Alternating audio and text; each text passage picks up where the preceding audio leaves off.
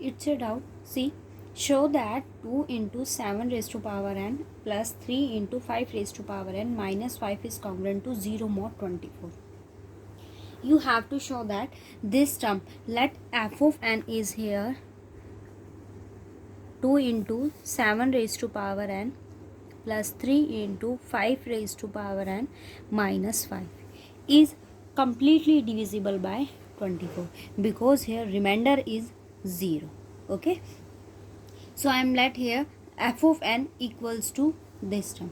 Now you have to show that this term is completely divisible by 24. इस type के question हमने बहुत पढ़े हैं, बहुत मतलब किए भी हैं, आप लोगों ने किए हैं वो क्वेश्चंस काफ़ी, मैंने भी आपको काफ़ी क्वेश्चंस बताए हैं। उसमें हम जो भी आपके पास टर्म होती है एफ ऑफ एन, जैसे मैंने इस टर्म को लेट किया है, आपके पास इस टर्म को सॉल्व करने का क्या मेथड होता है?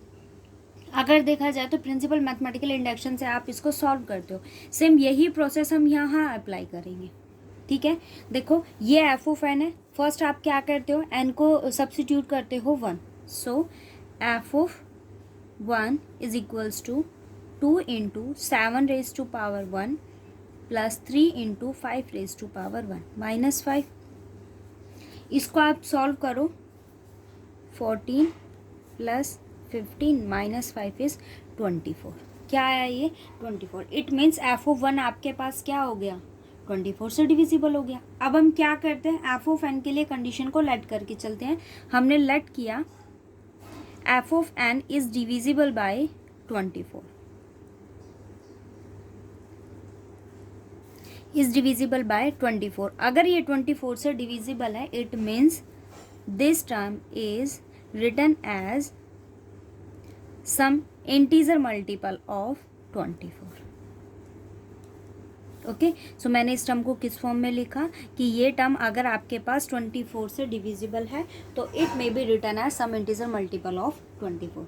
अब क्या करते हैं, हम एन को रिप्लेस करते हैं किससे, एन को चेंज करते हैं किससे, एन प्लस 1 से। करो ज़रा सब्स्टिट्यूट।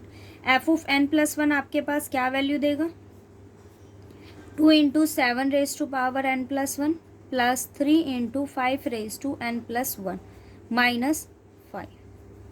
ओके, वैल्यू को सब्स्टिट्यूट करो, 2 इंटू ओपन करो 7 n 7 plus 3 into 5 raise to power n into 5 minus 15। तो आपके पास वैल्यू क्या आई, 14 into 7 raise to power n plus 15 5 raise to power n minus 5। ये टर्म है आपके पास। अब आप एक चीज़ यहाँ देखो, आपको चाहिए क्या, अगर आप देखो तो ये मल्टीप्लाई नहीं करना था, देखो क्यों नहीं करना था, आपके पास ये एफ ऑफ एन है। ठीक है, एफ ऑफ एन की कंडीशन जो है वो आपने क्या लेट की है कि वो क्या है 24 इंटू के।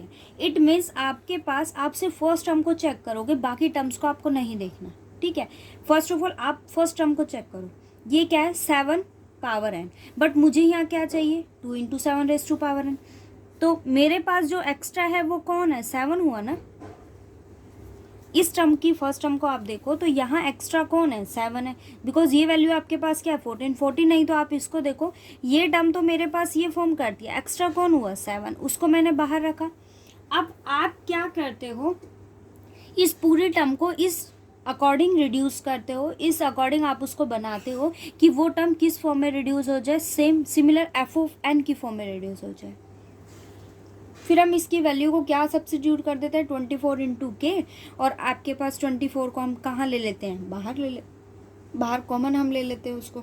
तो सेम प्रोसेस मुझे यही फॉलो करना है। अब आप एक चीज़ देखो, इस टर्म के अकॉर्डिंग मेरे पास यहाँ सिर्फ क्या है 2 into 7 raise to power n है, बट मुझे क्या चाहिए, अगर उसको मुझे इस ब्रैकेट में रखना है तो ये भी किसका मल्टीपल होना चाहिए 7 का, ये भी किसका मल्टीपल होना चाहिए 7 का मल्टीपल होना चाहिए। तो देखो आप अगर इसको 7 से मल्टीप्लाई करते हो तो ये वैल्यू क्या आएगी 21 into 5 raise to power n, यही ऐड कर दिया और इसी को मैंने क्या कर दिया सब्ट्रैक्ट कर दिया। ठीक है, आप एक चीज़ ये चेक किया करो, जो फर्स्ट टर्म होती है एफ ऑफ एन की, उसको आप एफ ऑफ एन प्लस 1 में चेक किया करो। अगर सिमिलर है, कुछ कॉमन नहीं आता, इट मीन्स आपको यहाँ भी कुछ कॉमन लेने की नीड नहीं होगी, बट वो सिमिलर इसके होना चाहिए। बट अगर ये कुछ कॉमन आता है तो आप क्या करो, इन टर्म्स को देखो, ये 7 से मल्टीप्लाई है, इसको 24 के लिखने के लिए आपको कंप्लीट टर्म में से क्या लेना पड़ेगा, 7 कॉमन लेना पड़ेगा। ठीक है, तो मैंने क्या किया, इसी टर्म को 7 से मल्टीप्लाई करके लिख दिया। दूसरी टर्म अगर आप यहाँ 7 से मल्टीप्लाई करते हो तो क्या आएगा, 35 माइनस 35, रह कौन गया, ये 15, 5 raise to power n minus 5। अब आपको ये पॉजिटिव चाहिए तो इसको पॉजिटिव रखेंगे, 35 आपके पास, 5 नेगेटिव है तो 35 को मैं नेगेटिव लूँगी, बाकी जो टर्म्स बच गए उनको कंबाइन कर देंगे। देखो 7 into 2 raise to power n, 7 into 2 into 7 raise to power n। Negative positive चाहिए मुझे, यहाँ से 7 कॉमन लेंगे तो आपके पास वैल्यू क्या आ जाएगी, plus 3 into 5 raise to power n। Negative 35 चाहिए तो मैंने 7 को कॉमन ले लिया, वैल्यू क्या आ गई, 5 आ गई। अब लेफ्ट ओवर टर्म्स कौन सी है, नेगेटिव ये है और पॉजिटिव ये है, कितना हो जाएगा आपके पास, -6 into 5 raise to power n। Okay, यहाँ आपके पास क्या है, 35 पॉजिटिव है, 5 नेगेटिव है, वैल्यू क्या आ गई, +30। ये वैल्यू क्या है, 7 into 24, okay, -6 into 5 raise to power n। अब देखो ये क्या है, 30 है, मैंने इसको किस फॉर्म में लिखा, 6 इंटू 5। पूरे टर्म में से क्या कॉमन आ गया, 6 कॉमन आया मेरे पास, तो वैल्यू आपके पास क्या रह गई, मैंने पॉजिटिव रखा, 5 minus 5 raise to power n। अब देखो अगर इस कंप्लीट टर्म से आपके पास 24 कॉमन आ जाता तो आपको आगे शो करने की नीड ही नहीं होती। इसके जो 2 पार्ट्स हैं उसमें आई थिंक आपको ऐसी कुछ प्रॉब्लम नहीं होगी। बाय द वे अगर होती है तो आपको क्या करना है, अब ये शो करना है, देखो ये है 24, इस टर्म में से 24 कॉमन ले सकते हो, बट बाहर यहाँ क्या है, 6 है, तो आप ऐसा कर दो कि इसको ये शो कर दो कि ये किससे डिविजिबल है, 4 से। अगर ये 4 से डिविजिबल हुआ इट मीन्स इस टर्म की वैल्यू क्या हो जाएगी, 5 इंटू 5 एंड किसके इक्वल हो जाएगा, 4 into some constant multiple. 4 into 6 क्या हो गया, 24। पूरी टर्म में से क्या आ जाएगा, 24 कॉमन आ जाएगा, वो किससे डिविजिबल हो जाएगा, 24 से, बस दैट्स इट। तो मैंने क्या किया, अब हम इस टर्म को शो करेंगे, किससे डिविजिबल आपको शो करना है, इसे 4 से डिविजिबल शो करना है। अब देखो आपके पास, इसको न्यू फंक्शन का नाम दे दो, मैंने यहाँ क्या ले लिया, इसे gn, किसके इक्वल है, 5 minus 5 raise to power n। First of all वही प्रिंसिपल मैथमेटिकल इंडक्शन अप्लाई करेंगे, g1 हमने लिया, क्या आया, 5 माइनस 5 रेज टू पावर 1, क्या हो गया, 0 आ गया, डिविजिबल हो गया 4 से। नेक्स्ट लो, हमने क्या लिया, n हम यहाँ ले चुके हैं, तो आप क्या करो, n की जगह वैल्यू ले लो k, कि n इक्वल्स टू k के लिए कंडीशन आपके पास क्या है, ट्रू है। ठीक है, n इक्वल्स टू k के लिए कंडीशन ट्रू है, इट मीन्स आपके पास ये टर्म किससे डिविजिबल है, 4 से। अगर ये 4 से डिविजिबल है तो इसकी वैल्यू को सम इंटीजर मल्टीपल मैंने क्या ले लिया, m। ओके ठीक है, अब देखो अदरवाइज आपको ये कंफ्यूजिंग लगता है तो स्किप कर दो, कोई नीड नहीं है। ठीक है, बट अगर आप इसको एग्जाम में करोगे तो आपके पास हर इंटीजर वैल्यू डिस्जॉइंट फॉर्म में होनी चाहिए, सिमिलर फॉर्म में नहीं। हमने किसके लिए लेट कर लिया, n के लिए। अब आप शो करो किसके लिए, n+1 के लिए। ओके, तो मैंने यहाँ क्या ले लिया, इसको k चूज़ किया और ये वैल्यू आपके पास क्या लेट कर ली, क्या है, 4m है। अब देखो 5 माइनस 5 k+1 हम चूज़ करेंगे, वैल्यू को सब्सिट्यूट करो यहाँ पर, n+1 के लिए करें तो ये वैल्यू क्या हो जाएगी, k+1 हो जाएगा। ठीक है, 5, अगर मुझे इस पार्ट को सॉल्व नहीं करना होता ना तो मैं ये इंटीजर वैल्यूज़ को चूज़ नहीं करती। ठीक है, एक ही पार्ट में शो करना होता तो आप कोई भी वैल्यू ले लो, जैसे हमने यहाँ n को चूज़ किया था सिर्फ, उसके अलावा कोई इंटीजर चूज़ नहीं किया। ये n के लिए था तो ये वैल्यू किसके लिए लटकी थी, हमने k के लिए। मेरे पास ये n के लिए तो मैंने क्या ले लिया यहाँ पर m, बट अनदर इंटीजर मैंने इसलिए लिया क्योंकि वो भी n के लिए था और ये भी n के लिए। ठीक है, सेम ना हो जाए इस कंडीशन में। 5 raise to power k into आपके पास क्या आ जाएगा, 5 आ जाएगा। दोनों टर्म्स में से क्या कॉमन आया, 5, अंदर आपके पास क्या आ गया, 1 माइनस 5 रेज टू पावर के, बट 5 रेज टू पावर के की वैल्यू यहाँ से फाइंड आउट करो, आपके पास क्या वैल्यू आ जाएगी, ये देखो मेरे पास यहाँ क्या है 5 माइनस 5 के इंटू 5 है, यहाँ से 5 के की वैल्यू को फाइंड आउट करो, क्या वैल्यू देगा 5 माइनस 5 के इक्वल्स टू 4m, तो 5 के की वैल्यू क्या आ जाएगी 5 माइनस 4m इक्वल्स टू 5 की। आप वैल्यू सब्स्टिट्यूट कर दो यहाँ पर, 5 एज इट इज माइनस 5 के की वैल्यू क्या है 5 माइनस 4m इंटू क्या हुआ 5 हुआ। ठीक है, अब आप इसको सॉल्व करो, क्या वैल्यू देगा ये, मल्टीप्लाई कर दो 5 को अंदर, 25 negative negative negative positive, 5 into 4 कितना हो गया 20m हो गया।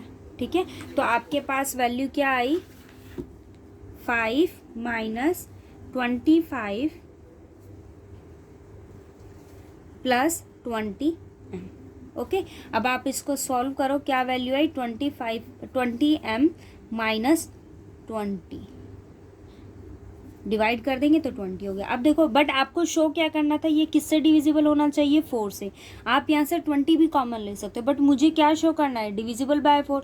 सो मैंने क्या किया, यहाँ पर सिर्फ 4 को कॉमन लिया, बाकी टर्म को मैंने एज इट इज़ रख दिया। अब आप इसको किसी इंटीजर का नाम दे दो, क्या दे दिया k2, मतलब आपके पास वैल्यू क्या आ गई 4 इंटू k2।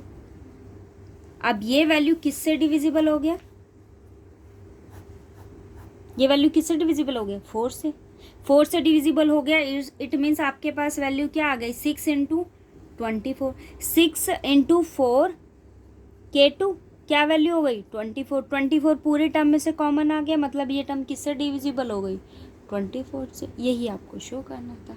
ठीक है, देखो अगर आपको किसी चीज़ में प्रॉब्लम आती है तो आप फ्रेंकली पूछा करो, ऐसा कुछ नहीं है कि भाई मैम क्या सोचेंगे कि क्वेश्चन नहीं हुए, किए नहीं, या कुछ भी ऐसा।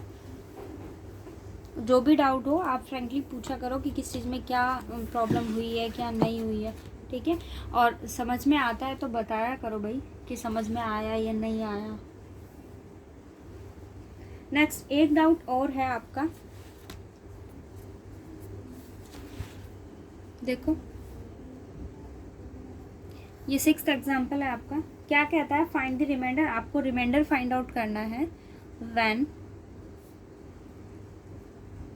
111 रेज टू पावर 333 प्लस 330t raise to power 111 is divisible by 7। आपको ये शो करना है कि ये किससे डिविजिबल, मतलब आपको रिमाइंडर फाइंड आउट करना है जब ये टर्म आपके पास किससे डिवाइडेड है, डिवाइडेड बाय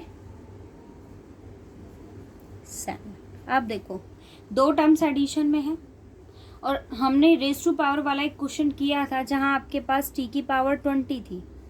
ठीक है, मैंने आपको उस एग्जाम्पल में एक चीज़ बताई थी कि आप ऐसा कुछ करो कि उसको रिमाइंडर जो होता है ना वो स्मॉल क्वांटिटी में लेकर आओ, अब तब तक उसको डिवाइड करो जब तक वो आपके पास क्या नहीं आ जाए, स्मॉल क्वांटिटीज़ में नहीं आ जाए। ठीक है, अब देखा जाए तो पावर का बाद में देखना, एडिशन का भी बाद में देखना। आप पहले इन दो टर्म्स का देखो 111 और इसके बेस इसका बेस आपके पास क्या 330। ठीक है, आप इन दोनों टर्म्स को देखो। फर्स्ट ऑफ ऑल देखो हम क्या करते हैं, अगर मैं इस एग्जांपल के थ्रू चलूँ तो यहाँ मोड शायद मुझे ध्यान नहीं है, बट सपोज करो कि वो मोड m था और इतना मेरे माइंड में है कि ये मुझे शो करना था, तो मैंने क्या किया यहाँ पर फर्स्ट ऑफ ऑल 2 को पिक किया। 2 को किया तो वो किसके कॉन्ग्रुएंट हुआ 2 के, बट मुझे 2 की पावर 20 चाहिए थी, वो इजीली फॉर्म नहीं हो सकता था। फिर हमने क्या किया था 2 का स्क्वायर किया 4, तो भी वो उससे डिविजिबल, आई थिंक ये 7 ही था। 2 का स्क्वायर करोगे तो वो वैल्यू 4 होगी, और मिनिमम क्वांटिटी जो होती है वो डिविजिबल नहीं होती। 2 की पावर हमने 3 किया तो आपके पास 8 वैल्यू आई और वो डिविजिबल हुआ, तो वहाँ आपके पास रिमाइंडर क्या आया 1। तो हमें क्या चूज़ करना होता है, लीस्ट चूज़ करना होता है। बट आप एक चीज़ ये देखो, आपके पास ये क्या है 111 है, अगर आप यहाँ डिवाइड करते हो 7 से और रिमाइंडर आपके पास 1 या -1 नहीं आता, इट मीन्स आपको ये नहीं कि आप इसका स्क्वायर करने बैठो, आप इसका स्क्वायर करोगे तो बहुत टिपिकल हो जाएगा। ठीक है, इसका स्क्वायर आप करने बैठोगे तो एक लार्ज क्वांटिटी आपके पास हो जाएगी, फिर उसको 7 से डिवाइड करोगे, मेथड बहुत टिपिकल हो जाएगा। तो आपको क्या करना है, आप फर्स्ट ऑफ ऑल ये देखो, इसके लिए एक चीज़ ये रखना कि सपोज अगर रिमाइंडर आपके पास 1 नहीं आता, बट मान लो कि आपके पास कुछ ऐसी कंडीशन हो जाए, जैसे अगर देखो सपोज करो कि मैं अगर इसको 11 से मतलब इसको अगर 7 से डिवाइड करती हूँ, आपके पास लास्ट टर्म आती है 6, ठीक है, ये 7 से डिविजिबल नहीं है, बट आपको पता है कि अगर आपने 7 1 जा 7 किया तो ये क्या दे देगा, -1 रिमाइंडर दे देगा। तो आप यहाँ नेगेटिव भी चूज़ कर सकते हो, ठीक है। मतलब ये मुझे पता है कि डिवीज़न एल्गोरिथम के अकॉर्डिंग अगर हम चले तो रिमाइंडर की जो वैल्यू होती है वो ग्रेटर दैन इक्वल्स टू 0 होता है, बट स्ट्रिक्टली लेस किससे होता है, बी से होता है।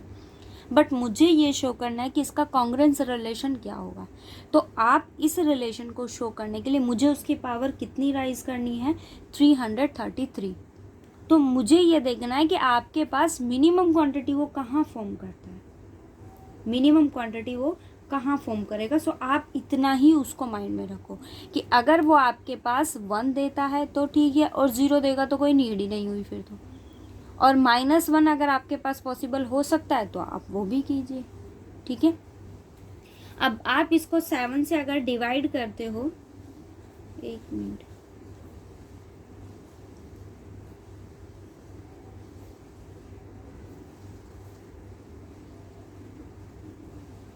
हाँ जी, रिमाइंडर इसका -1 ही आएगा अगर आप इसको 7 से डिवाइड करते हो तो। करके देखना, 6 मेरे पास लास्ट आता है 41, और 41 के नियरेस्ट मैंने लिया, चूज़ किया 42, 41 मेरे पास लास्ट टाइम आती है। ये देखो, इसको 7 से डिवाइड करते तो यहाँ आपके पास 41 आया, मैंने 6 को चूज़ किया, 42 रिमाइंडर क्या आ गया, -1 आ गया, तो मैंने किसको ले लिया, -1 को ले लिया। इट मीन्स आपके पास 111 किसके कॉन्ग्रुएंट हो गया, -1 mod 7। अब हम देखते हैं इस टर्म को। देखो, इस टर्म को अगर आप डिवाइड करते हो तो ये किसके कॉन्ग्रुएंट होगा, 4 mod 7 के, ठीक है। अब आप एक चीज़ देखो, इसकी पावर कितनी है, 333, और इसकी पावर आपके पास कितनी है, 111। सो राइज कर दो, ये कितना हो गया, देखो ये ऑड नंबर है ना, तो इसकी पावर भी कितना रहेगा, -1 की पावर -1 mod 7। ये क्या है, 333, इसकी पावर कितनी है, 111, 4 पावर कितना हो गया। अब आपको ना ये पूरी टर्म सॉल्व करनी होगी, इसलिए बोलती हूँ कि जो अगर आपके पास नियरेस्ट फॉर्म बन सकता है तो आप कोशिश कीजिए, ठीक है। अब हम क्या करेंगे, इस टर्म को 7 से डिवाइड करते हुए चलेंगे, जो भी आपके पास पॉसिबिलिटीज़ होंगी हम देख लेंगे, ठीक है। अब दोनों को ऐड कर दो तो आपके पास वैल्यू क्या आ गई, 1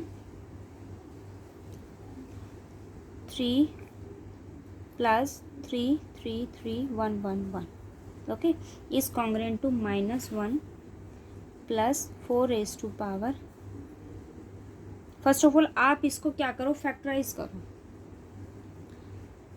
अगर मैं इसको फैक्टराइज करूं तो ये आपके पास फॉर्म करेगा 4 पावर 3, और होल पावर मेरे पास कितना हो गया, 37 mod 7।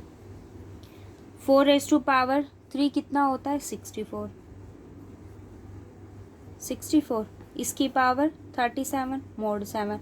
अब आप इस 64 को डिवाइड करो 7 से, क्या आएगा, 63 में रिमाइंडर क्या बचा, 1, मतलब ये आ गया ना मिनिमम क्वांटिटी में।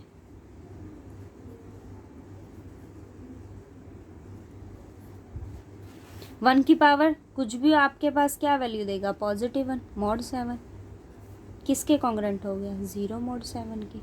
इट मीन्स अगर ये 0 mod 7 के कॉन्ग्रुएंट हो गए तो ये किससे डिविजिबल हो गया, 7 से डिविजिबल हो गया। अब समझ गए मेरी बात को, ठीक है। आप क्या करोगे, मिनिमम क्वांटिटी यहाँ मतलब रिमाइंडर में आप चूज़ करोगे कि आपके पास मिनिमम क्वांटिटी आ जाए, और देखो 1 और -1 होगा तब तो आपके पास बहुत ईजी हो जाएगा सॉल्व करना। बट अगर नहीं आता है, जैसे यहाँ 4 की पावर 111 है, मोस्ट ऑफ मैं जानती हूँ कि बच्चे यहीं से कंफ्यूज हो गए होंगे कि यहाँ आगे करना क्या है। तो अगर ये रिमाइंडर भी हो, बट आप ये देखो कि अगर ये मिनिमम नहीं है, मिनिमम का मतलब ये अगर मेरे पास कुछ इस फॉर्म में भी होता ना, ये इससे मिनिमम है, तब भी ये टर्म एज इट इज़ रहेगी। 4 तक भी ये टर्म एज इट इज़ रही थी, लेकिन 8 पर आते वो क्या बन गई, 1 बन गई। मतलब आपको ये रिमाइंडर किस में चाहिए, मिनिमम क्वांटिटी में चाहिए, स्मॉल क्वांटिटी में चाहिए। तो आपके पास ये पावर 111 राइज हुई है, तो मैंने क्या करा, सिर्फ 64 तक ओपन किया। अब डिवाइड करो, रिमाइंडर क्या आ गया, 1 आ गया, बस। ठीक है, कोशिश करना कि आप उसको स्मॉल क्वांटिटी में ब्रेक कर सको। ठीक है, और कोई डाउट हो तो फिर वो भी हम डिस्कस कर लेंगे। अब आगे देखो, आई होप आपको कल की थर्ड थ्योरम समझ आ गई होगी, आई होप। फोर्थ देखो क्या कहती है, मैंने पढ़ने के लिए तो दी थी आपको ये फोर्थ। देखो क्या कहती है, if GCD of a m is 1। देखो 2 नंबर्स का जीसीडी आपके पास क्या वैल्यू देता है, 1 देता है। इट मीन्स आपके पास ए और एम कैसे हो गए, कोप्राइम नंबर हो गए। Then prove that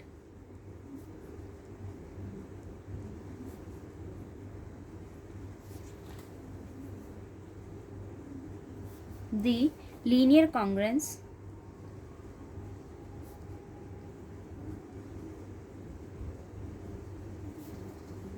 AX is congruent to B mod M has a unique solution।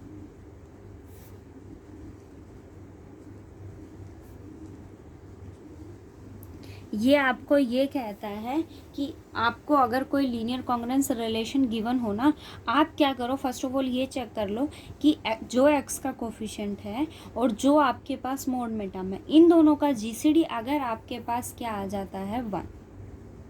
अगर वो 1 आ जाता है तो इट मीन्स आपके पास क्या एग्जिस्ट करेगा, यूनिक सॉल्यूशन एग्जिस्ट करेगा। ठीक है, देखो मुझे यहाँ क्या गिवन है कि ए और एम का जीसीडी आपके पास क्या है, 1 है। अगर उसका जीसीडी 1 है, इट मीन्स देखो अगर उसका जीसीडी आपके पास 1 वैल्यू देता है, इन दोनों का जीसीडी 1 है। आपको मैंने एक लास्ट अभी एक चीज़ हमने डिस्कस की थी कि आप लोग क्या चेक करते हो कि दोनों में कॉमन इंटीजर हम वो चूज़ करते हैं, तो जो भी वैल्यू आप चूज़ करते हो वो किसका डिवाइज़र, मतलब आप यहाँ लिखते क्या हो, मॉड एम ओवर जीसीडी ए और एम, हम यही वैल्यू लिखते हैं। अब अगर देखा जाए आपके पास कि ए और एम का जीसीडी अगर 1 हुआ, इट मीन्स आपके पास 1 जो है वो किसका डिवाइज़र बन जाएगा, बी का डिवाइज़र बन जाएगा। ठीक है, अब ये देखो कि आपके पास ए और एम का जीसीडी अगर 1 है, then there exist an integer p q such that वो क्या कहता है, a p plus m q किसके इक्वल होगा, 1 के इक्वल होगा। ये मैंने कुछ सरप्राइजिंग नहीं लिखा है। ए और एम का जीसीडी अगर 1 है, और देखो हम क्या चूज़ करते हैं, जो भी देखो इन दोनों का जीसीडी अगर 1 हो गया तो श्योर हूँ मैं कि अगर इन दोनों का जीसीडी 1 है तो ऑब्वियस है कि 1 जो है वो किसका डिवाइज़र बनेगा, बी का डिवाइज़र बनेगा। 1 किसका डिवाइज़र बनेगा, बी का। और अगर ये रिलेशन आपके पास एग्जिस्ट करता है तो पक्का आपको 2 इंटीजर वैल्यू मिलेगी, जहाँ a p plus m q किसके इक्वल होगा, 1 के। मैंने इस टर्म को मल्टीप्लाई किया बी से, plus m q b equals to b हो गया। ठीक है, अब आप क्या करो, ये देखो ए क्या है, b p minus b is equals to m minus m q b. मैंने क्या किया यहाँ पर, b p minus b, m को कॉमन ले लिया तो आपके पास वैल्यू क्या आ गई। अब देखो आप क्या लिख रहे हो, a minus b is equals to some integer multiple of m. It means m is a divisor of a b p minus b. वो किसका डिवाइजर हो गया, इसका। अगर वो इसका डिवाइजर है ए माइनस बी का, then a b P is congruent to B mod, वो किसके कॉन्ग्रुएंट हो गया, इस रिलेशन के कॉन्ग्रुएंट हो गया। अब आप इस इक्वेशन को ज़रा इससे कंपेयर करो, a x is congruent to b mod m है, आपके पास सॉल्यूशन एग्जिस्ट करता है, अगर एक्स नॉट उसका सॉल्यूशन है then a x naught is congruent to b mod m, तो वहाँ आपके पास एक्स नॉट क्या हो जाता है, सॉल्यूशन। अब आपके पास बी पी क्या हो गया, सॉल्यूशन एग्जिस्ट कर गया इस लीनियर कॉन्ग्रेंस के लिए। ठीक है, अब आपको क्या शो करना है कि ये सॉल्यूशन कैसा है, यूनिक है, तो शो करेंगे unique.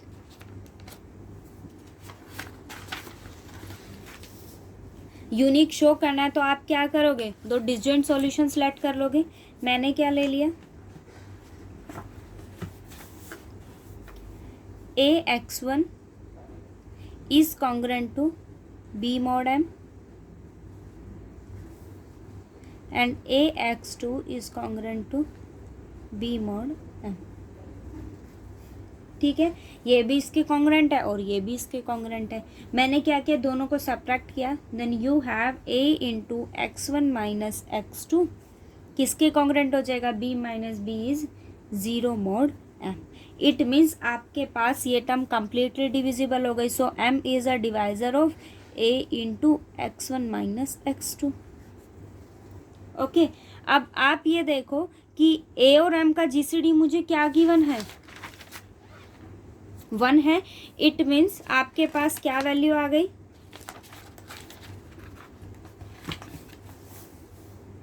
m is a divisor of x1 minus x2, वो इसका क्या हो गया, डिवाइजर हो गया। अब हमने गॉस थ्योरम पढ़ी थी, बाय गॉस थ्योरम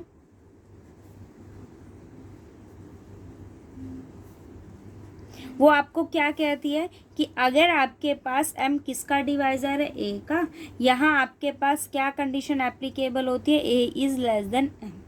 ठीक है, सो आपके पास ये वैल्यू क्या हो जाएगी, x1 minus x2 is strictly less than m हो जाएगा। बट ये तभी पॉसिबल है जब आपके पास x1 minus x2 is equals to 0। यहाँ आपके पास क्या आ गया, x1 इक्वल्स टू x2, दोनों डिसजॉइंट हम लेकर चले थे लेकिन दोनों क्या हो गए, इक्वल हो गए, तो सॉल्यूशन कैसा एग्जिस्ट करेगा, यूनिक एग्जिस्ट करेगा। देखो वो कहता है आपको बताना कि इसका सॉल्यूशन एग्जिस्ट करता है या नहीं। 84x is congruent to 16 mod 35। ठीक है, आप इसको जनरल इक्वेशन के साथ कंपेयर करो, a x is congruent to b mod, तो ए की वैल्यू क्या है 84, बी की वैल्यू क्या है 16 और एम की वैल्यू आपके पास क्या है 35। ठीक है, अब आप फर्स्ट ऑफ ऑल ये चेक करो कि ए और एम का जीसीडी आपके पास क्या है, ए की वैल्यू क्या है 84 और 35 किसकी वैल्यू है, एम की। आप दोनों का जीसीडी फाइंड आउट करो। जीसीडी का मतलब आप इनके क्या करोगे, इनको फैक्टराइज करो और ये देखो ग्रेटेस्ट कॉमन फैक्टर कौन सा आता है, तो यहाँ आपके पास बनेगा 7, मतलब दोनों का जीसीडी क्या आ गया, डी आ गया। अब हम क्या करते हैं कि जो भी आपके पास हमने थर्ड थ्योरम की थी, ए और एम का जीसीडी अगर डी आता है इट मीन्स वो डी किसका डिवाइजर होना चाहिए, बी का। अगर वो उसका डिवाइजर है तो उस केस में क्या एग्जिस्ट करता है, सॉल्यूशन एग्जिस्ट करता है। बट अगर वो उसका डिवाइजर नहीं है तो देयर इज नो सॉल्यूशन, उस केस में आपके पास एक भी सॉल्यूशन एग्जिस्ट नहीं करेगा। तो आप ये चेक करो क्या 7 आपके पास इस 16 का डिवाइजर है, नहीं है। क्या 7 इसको डिवाइड करता है, नहीं करता। It means there is no solution, no solution because D is not a divisor of 16. It means 7 is not a divisor of। ठीक है, सेम ऐसे आपके पास इसका सेकंड पार्ट है, वो क्या कहता है 135 is congruent to 6 mod 10। अब आप फाइंड आउट करो आपके पास क्या है 135 और 10 है, तो मेरे पास जीसीडी फाइंड आउट करेंगे हम ए और एम का, 135 और 10। इसका जीसीडी आपके पास 5 आएगा, क्या 5 6 को डिवाइड करता है, नहीं करता। It means there is no solution. Okay, तो आप फर्स्ट ऑफ ऑल सिर्फ इतना ही चेक करो, ए और एम का जीसीडी आप फाइंड आउट करो। अगर वो डी होता है और डी आपके पास बी को डिवाइड करता है, डिवाइजर बनता है, तो ठीक है सॉल्यूशन एग्जिस्ट कर जाएगा। अगर नहीं होता है तो there is no solution. Okay, देखो नेक्स्ट क्या कहता है, 3x + 2 is congruent to 0 mod 7। ये किसके कॉन्ग्रुएंट है, mod 7 के कॉन्ग्रुएंट है, 0 mod 7 के। It means it may be written as 3x is congruent to -2 mod 7, वो इसके कॉन्ग्रुएंट होगा। अब आप कंपेयर करो इक्वेशन के साथ, जनरल इक्वेशन के साथ, तो आपके पास a की वैल्यू क्या हुई 3, b की वैल्यू आपके पास क्या हुई -2 और m की वैल्यू आपके पास क्या हुई 7। फर्स्ट ऑफ ऑल आपकी कंडीशन ही क्या होती है, आप चेक करो कि a और m का GCD क्या है। a और m के बीच में कुछ कॉमन नहीं है तो GCD क्या हो गया 1, और 1 आपके पास किसका डिवाइज़र है, -2 का डिवाइज़र है। इट मीन्स आपके पास यहाँ सॉल्यूशन एग्जिस्ट करता है, ठीक है। और वो सॉल्यूशन कैसा होगा, 1 ही होगा, क्योंकि कितने सॉल्यूशन एग्जिस्ट करते हैं D, और यहाँ सॉल्यूशन कैसा एग्जिस्ट करता है, यूनिक एग्जिस्ट करता है। अब आपको वो सॉल्यूशन को क्या करना है, फाइंड आउट करना है। देखो 3x आपके पास किसके कॉन्ग्रुएंट है। अब आपको एक सॉल्यूशन ऐसा फाइंड आउट करना है जहां आप उसको ये लिख सको कि, लिख सकने का मतलब ये है कि जैसे ये देखो मैंने चूज किया 14, आप डिवाइड करो इसको तो वैल्यू क्या देगा, ये 0 ही देगा, ऑब्वियस देगा।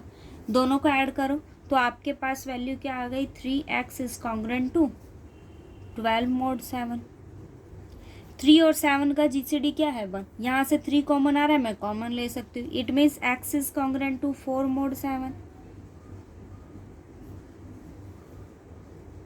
ये सॉल्यूशन एग्जिस्ट कर गया। इट मीन्स आपको एक टर्म ऐसी चूज करनी है जहां आप ये कह सको कि 0 किसके, रिमाइंडर की बात नहीं कर रही मैं, ठीक है, 0 किसके कॉन्ग्रुएंट होगा 14 mod 7 के। मतलब आप एक ऐसे टर्म चूज करो जहां आप उसको क्या लिख सको, 0 लिख सको, ठीक है, कि ये 0 किसके कॉन्ग्रुएंट होगा, 14 के कॉन्ग्रुएंट होगा। एक और देख लेते हैं। देखो आपके पास यहाँ ये गिवन है 13x किसके कॉन्ग्रुएंट है, 10 mod 28 के, ठीक है। अब आप देखो 13 और 28 का GCD क्या है, 0 है। 13 और 28 का GCD आपके पास क्या है, सॉरी 1 है, 1 है, तो इट मीन्स वो 1 10 का डिवाइजर बनेगा।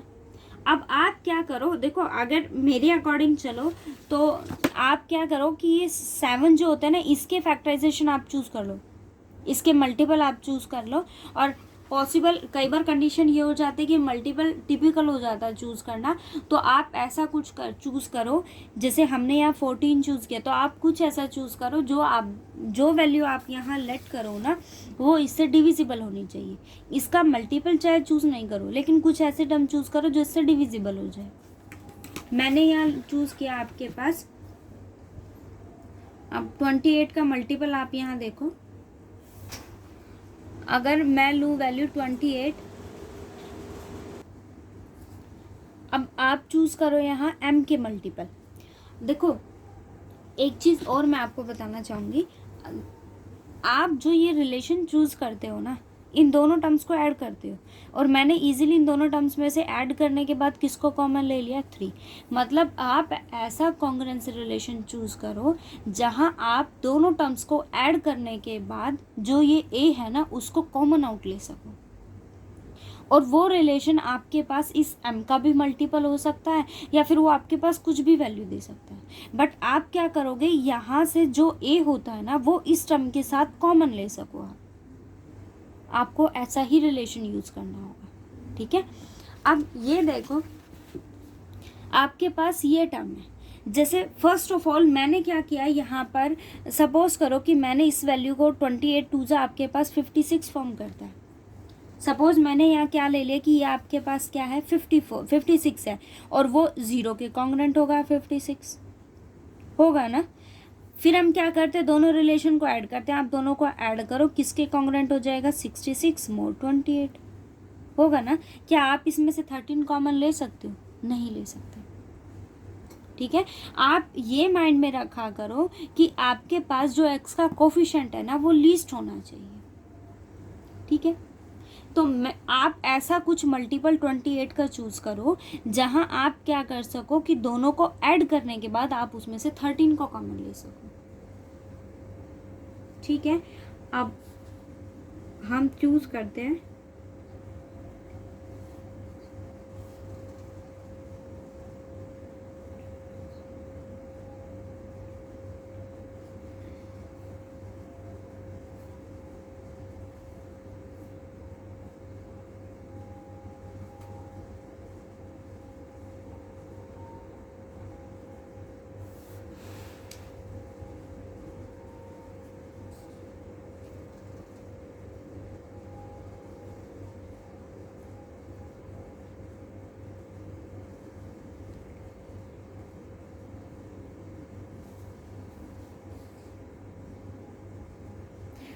देखो आपके पास ये फैक्टर है 224 mod 28।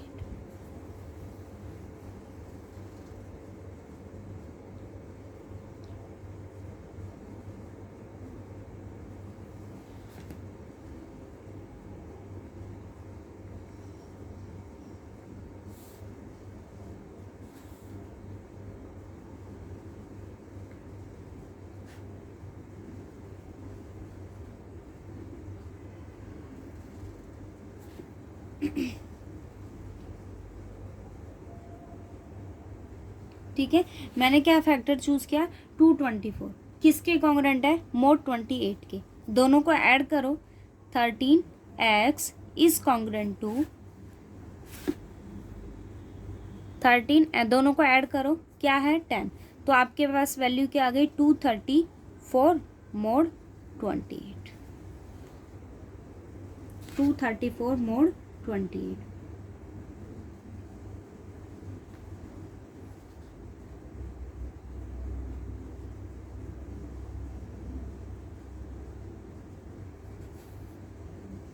Just a minute.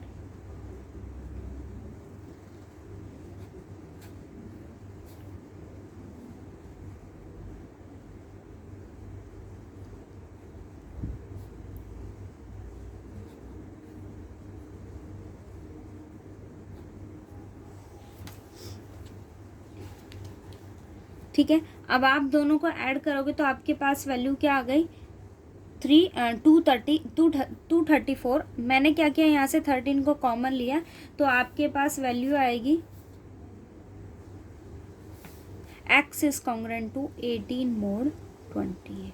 It means आपको एक फैक्टर ऐसा चूज करना है जहां आप क्या कह सको कि 13 को आप क्या कर सको कॉमन ले सको, एक ही जो वैल्यू है वो आप क्या कर सको कॉमन ले सको, तो वो आपके पास क्या होगा सॉल्यूशन हो जाएगा। ठीक है, आप फैक्टराइजेशन करो, उसके फैक्टर्स आप फाइंड आउट करो, उसकी वैल्यूज़ को आप फाइंड आउट करो, उस केस में आप क्या कर सकते हो उसके सॉल्यूशन फाइंड आउट कर सकते हो आफ्टर एडिंग। ओके, तो आपको इसी कंडीशन में इसके सॉल्यूशंस को फाइंड आउट करना होगा। अब नेक्स्ट देखो क्या कहता है,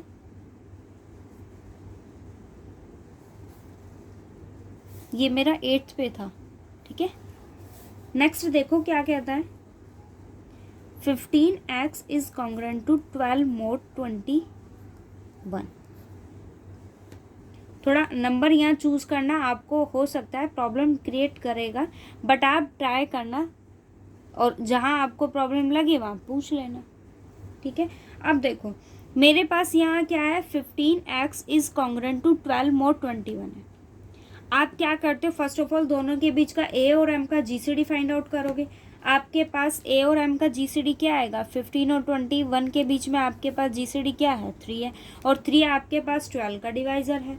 इट मीन्स इसके पास कितने सॉल्यूशन एग्जिस्ट करेंगे 3 सॉल्यूशंस एग्जिस्ट करेंगे। ठीक है, अब अगर आपके पास 3 सॉल्यूशंस एग्जिस्ट करते हैं तो आप एक रिलेशन फाइंड आउट कीजिए जहां आप क्या कर सकते हो इनको ऐड करने के बाद सॉल्यूशन एग्जिस्ट करवा सकते हो। ठीक है, बट आप मुझे एक चीज़ ये बताओ कि यहाँ से कुछ कॉमन ले सकते हो, ऑब्वियस ले सकते हो। ये 12 है ये 15 है, अगर मैं यहाँ से कैंसिलेशन लॉ अप्लाई करूँ तो आपके पास वैल्यू क्या आएगी 5 3 ज़ा 15 कॉन्ग्रेंट टू क्या आ गया वैल्यू 4, और मोड 21 ओवर क्या आ जाता है GCD ऑफ a और m का GCD क्या है 3, so you have 5x is congruent to 4 mod 7। Okay, अब आप 7 के मल्टीपल चूज करो जो 0 के कॉन्ग्रुएंट, मतलब आपको ध्यान रखना ये रिलेशन लिखने के लिए आपको राइट हैंड साइड में क्या बनाना पड़ता है, 0, सॉरी लेफ्ट हैंड साइड में आपको क्या बनाना पड़ता है, 0। और जो आप राइट साइड में चूज करते हो वो आपके पास किसके मल्टीपल होते हैं, m के मल्टीपल होते हैं। ठीक है, और वो हम इसलिए करते हैं कि आप दोनों को ऐड करो तो जो आपके पास a है आप उसको कॉमन आउट ले सको। ओके, सिंपली आपको दिख रहा होगा अगर हम यहाँ 21 ले 4 में ऐड करते हो तो वो 25, 5 कॉमन आ जाएगा, mod 7 दोनों को ऐड करते हैं तो you have 5x is congruent to 25 mod 7। 5 और 7 का GCD वैसे ही 1 है तो आप यहाँ से कॉमन ले लो, you have x is congruent to क्या वैल्यू आ गई, 5 mod 7, ये वैल्यू आ गई। अब आप अगर देखो तो यहाँ से 7 किसका डिवाइज़र हो गया, x माइनस 5 का। It means x minus 5 equals to 7 के। और इसके पास कितने सॉल्यूशन एग्जिस्ट करते हैं, d की वैल्यू जो k होता है वो क्या होता है आपके पास, 0 से लेकर 1 2 अप टू कहाँ तक, d माइनस 1 तक। तो यहाँ 3 सॉल्यूशन एग्जिस्ट करते हैं तो k की वैल्यू क्या हो जाएगी, 0 1 and d minus 1 is that 2। ये 3 सॉल्यूशन आपके पास एग्जिस्ट कर गए, 0 1 एंड 2। ठीक है, सेम इसी कॉन्सेप्ट से आप 4th एग्जाम्पल को ट्राई करना। 5th देखो क्या कहता है, देखो 7x is congruent to 5 mod 256। अब फर्स्ट ऑफ ऑल आप ये देखो, पहले तो आप वैल्यू फाइंड आउट करो, जनरल लीनियर इक्वेशन से आप इसको कंपेयर करो। यहाँ a की वैल्यू क्या है 7 और b की वैल्यू आपके पास क्या है 5, m की वैल्यू आपके पास क्या है 256। अगर आप a और 7 का 256 और 7 का GCD अगर आप फाइंड आउट करते हो तो उनका GCD आपके पास 1 आता है, और 1 जो है वो आपके पास में किसका डिवाइज़र है, 5 का डिवाइज़र है। इट मीन्स आपके पास यहाँ क्या एग्जिस्ट करता है, सॉल्यूशन। और d की वैल्यू आपके पास क्या है 1 है। इट मीन्स आपके पास क्या सॉल्यूशन एग्जिस्ट करेगा, यूनिक सॉल्यूशन एग्जिस्ट करेगा। बट आप एक चीज़ माइंड में रखना, जहाँ अगर आपके पास m क्या होगा, मैक्सिमम क्वांटिटी होगी। आपको दिख रहा है 256 इट्स अ लार्ज नंबर। ठीक है, ये आपके पास जहाँ ये लार्ज क्वांटिटी होगी आपको क्या करना है, फर्स्ट ऑफ ऑल आप इसको न्यू फॉर्म में रिड्यूस करोगे और वो फॉर्म आपके पास क्या होगी, जैसे देखो a और m का GCD अगर आपके पास d आता है तो आप क्या करते हो, 2 इंटीजर्स चूज करते हो p एंड q, जहाँ आप क्या लिखते हो a p plus b m q is congruent to d। So मैंने यहाँ क्या चूज़ किया, आपके पास क्या है 256 और 7 है, मैंने चूज़ किया 256 m plus 7n is congruent to 1। वो किसके कॉन्ग्रुएंट हो गया, 1 के कॉन्ग्रुएंट हो गया। ठीक है, अब आप एक चीज़ मतलब आपको यहाँ से फाइंड आउट करना है कि m की वैल्यू आपके पास क्या होगी और n की वैल्यू आपके पास क्या होगी। ये आपको बताया मेथड, जो मैक्सिमम क्वांटिटी होती है उसको हम यहाँ रखते हैं और जो मिनिमम होती है उसको आप यहाँ रखते हैं। अब आप इनको क्या करो, डिवाइड।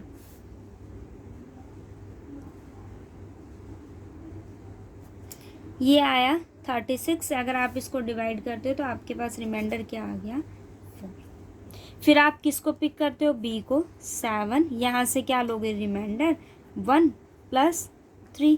फिर किसको लोगे 4 को, किसके इक्वल होगा 3 इंटू 1 प्लस 1। ठीक है, आपके पास क्या रिमाइंडर आ गया 1। फिर हम किसको पिक करेंगे 3 को, यहाँ से किसको लेंगे इस रिमाइंडर को, 1 इंटू 3 क्या आ गया रिमाइंडर, 0 रिमाइंडर आ गया। अब आप फिर से क्या करते हो, अपोजिट पोर्शन सॉल्व करते हो। देखो यहाँ से वैल्यू किसकी फाइंड आउट करेंगे, 1 की वैल्यू आपके पास क्या हो गई 4 माइनस 3 इंटू 1। 3 की वैल्यू को सब्सिट्यूट करेंगे यहाँ से, 4 एज इट इज़ माइनस 3 की वैल्यू क्या आएगी 7 minus 4 into 1 into 1। It means you have 4 minus 7 into 1 minus minus plus 4 into 1। 4 common लोगे तो क्या आ जाएगा 2। ठीक है, तो क्या आ गया 4 इंटू टू माइनस 7 इंटू 1। आप किसकी वैल्यू को सब्स्टिट्यूट करेंगे, 4 की। 4 की वैल्यू आपके पास क्या है, 256 माइनस 7 इंटू 36 माइनस 7 इंटू 1, बाहर क्या है आपके पास 2। ओके, सो 256 इंटू 2 माइनस 7, दोनों में से कॉमन आ जाएगा -7, और ये क्या हो जाएगा आपके पास 72 प्लस 1 कितना हो गया 73।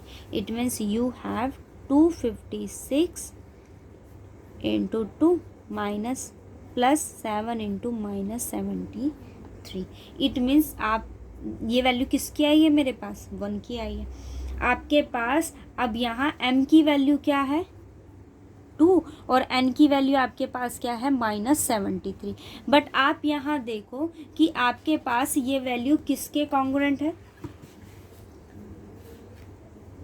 ये किसके कॉन्ग्रुएंट है, 5 के कॉन्ग्रुएंट है ना। ये 7x किसके कॉन्ग्रुएंट है, 5 के। सो मैंने क्या किया, जो भी इस इक्वेशन में आपके पास रिमाइंडर होगा आप इस रिलेशन को किससे मल्टीप्लाई कर दोगे, 5 से। सो आपके पास वैल्यू क्या आ गई 256 इंटू 10 प्लस 7 इंटू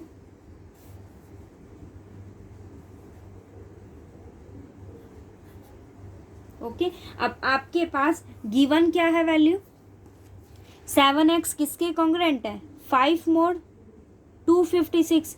और आप यहाँ क्या कहते हो कि आपके पास ये वैल्यू देखो, ये मेरे पास क्या है 5। अगर आप यहाँ अप्लाई करते हो, ये क्या मोड आपके पास यहाँ है 256 मोड है ना। ज़रा आप इसको डिवाइड करना 256 से, ये कम्प्लीटली डिविजिबल होगा ना।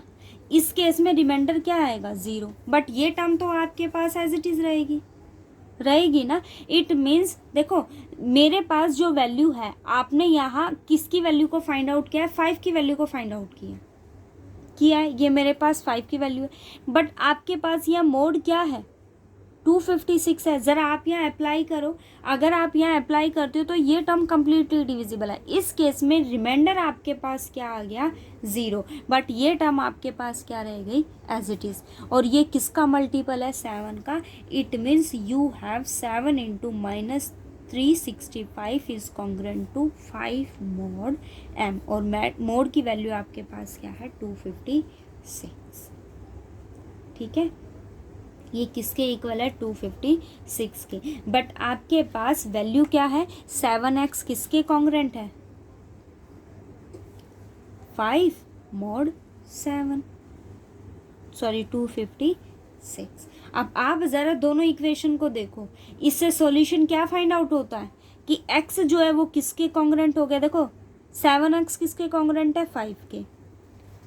7 इंटू -3x 5 आपके पास किसके -365 आपके पास किसके कॉन्ग्रुएंट है 5 के। It means you have x is congruent to -365 mod 256। ये इसके कॉन्ग्रुएंट है, ठीक है, और ये वैल्यू किसके कॉन्ग्रुएंट है 5 के। इट मीन्स आपके पास x किसके कॉन्ग्रुएंट हो गया इस वैल्यू।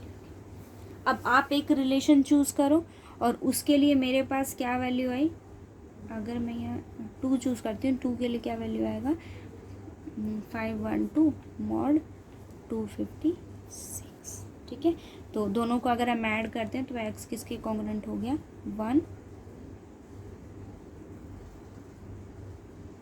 147 मोड 256। ये सॉल्यूशन है। ठीक है, जहाँ आपके पास देखो मैं फिर से आपको बता देती हूँ, जहाँ आपके पास m की क्वांटिटी लार्ज होती है, आप फर्स्ट ऑफ ऑल क्या करोगे, इस m और इस a के साथ क्योंकि a और m का GCD MD फाइंड आउट करते हैं, तो आप एक रिलेशन बनाओगे और यहाँ से m और n का GCD फाइंड आउट करेंगे। फर्स्ट ऑफ ऑल m की वैल्यू मोड m आपके पास क्या है 256, सो ये नंबर आपके पास उससे डिविजिबल हो जाएगा, बट ये रिलेशन आपके पास एग्जिस्ट कर जाएगा। यहाँ से ये दोनों टर्म्स एलिमिनेट हो जाएंगी, ये दोनों। इट मीन्स एक्स किसके कॉन्ग्रुएंट हो गया -365 के। ठीक है, एक रिलेशन आप फाइंड आउट जो करते हो वो मैंने यहाँ फाइंड आउट करा। इट मीन्स आपके पास एक्स जो है वो किसके कॉन्ग्रुएंट हो गया 147 मोड 256 के कॉन्ग्रुएंट हो गया। ठीक है, ट्राई करना, जहाँ आपको प्रॉब्लम होती है ना वहाँ डिस्कस करना। ओके।